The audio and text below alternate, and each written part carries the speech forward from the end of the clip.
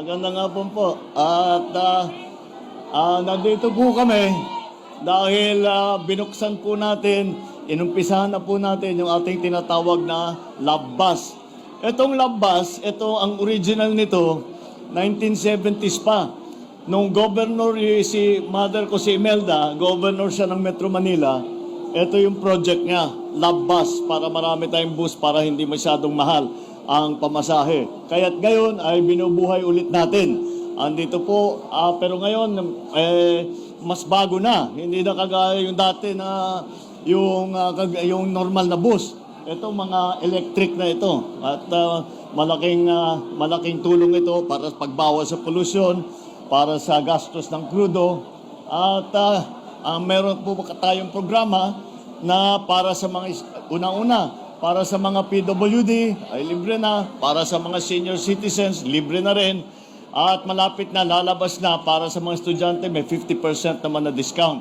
Kaya nandito tayo para ma-testing kung talagang magandang takbo, mukha namang maganda.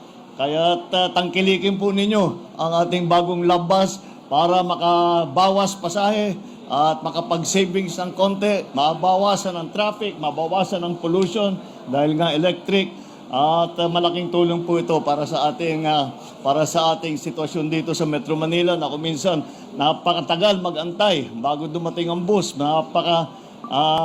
napakabigat ng traffic, ang bagal-bagal ng takbo, na meron tayong binubugahan tayo ng exhaust ng mga bus. Yan, mababawasan na po lahat yan. Kaya ay kami natutuwa na dala namin. At siyempre, nauna tayo dito sa Valenzuela dahil